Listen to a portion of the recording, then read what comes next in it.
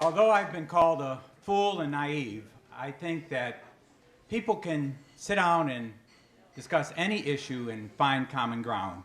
And only once has this ended with me being chased down the street by a bunch of skinheads.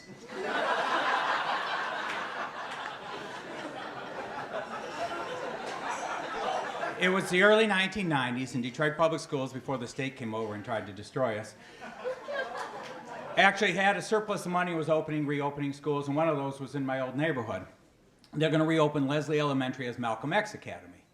So some of the folks down the street, some of the parents at Carver Elementary said, why are you opening this citywide magnet school when, we got 38 kids in my son's class? And others said, Malcolm X Academy? Are the white kids going to be welcome there?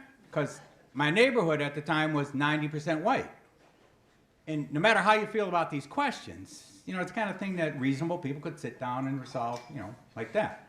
But as we know, in this country and in a divided city like Detroit, reason is usually the first casualty in any discussion that involves race. And sure enough, there's a few people in our neighborhood who managed to find themselves in front of the cameras, said some outrageous stuff, and sure enough, the 11 o'clock news is running with this storyline that it's Little Rock 1958 all over again. So other folks in the neighborhood tried to organize and counter that argument and reach out to the parents of the Malcolm X Academy and create a dialogue. Opening day came and went, and there's no major incidents, though there was tons of police and even more reporters. And though not one of those reporters came 2 blocks away at St. Thomas Aquinas Church, where Father Leo was hosting a weekday morning prayer meeting with hundreds of residents from the neighborhood to welcome the school and the children, because that didn't fit their storyline. That's okay. We figured school year started, no major incidents, things will move on, kids can go to school. But there was one guy in the neighborhood who wouldn't let it go, and he wanted to shut the school down, and he invited this speaker in from God knows where to the Knights of Columbus Hall in Dearborn Heights, just across the border from Detroit. And I went, even though I'd been warned by different people, don't go, because I figured, they have to hear a different point of view. And she spoke, and her perspective was crazy. It was out there. She had this theory that, Malcolm X Academy, this elementary school, along with black nationalists, were planning for a race war, and somehow spaceships were involved. You can't make this up. So I raised my hand during question and answer time, and I said, excuse me, but I think your analysis is flawed. And it certainly doesn't suit our neighborhood. These are children going to school. And I said, I got here early, and I listened to the conversations of people as they came in, and it seems like nearly everybody here had left Detroit long ago and is bearing old perceived grudges. And some of the people as they came in were saying some stuff that was, pretty racist. I said, one guy referred to the children as monkeys. It was like I threw gasoline on a fire, the reaction.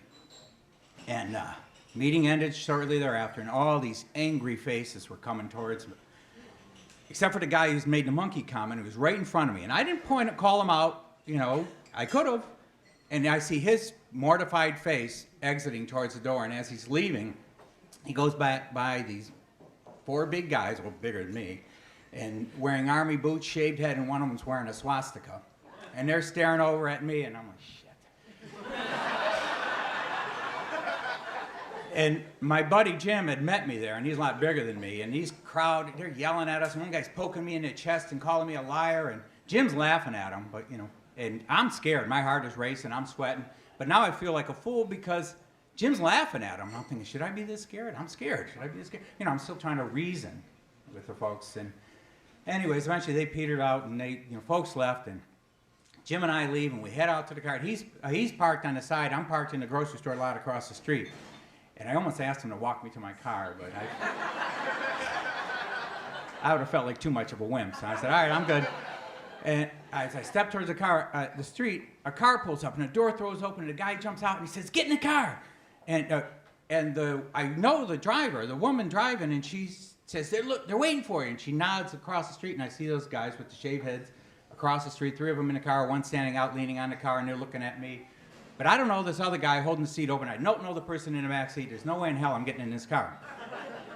So I walk like I'm getting in a car, and I take off running as fast as I can to my car, and you can run fast when you're scared.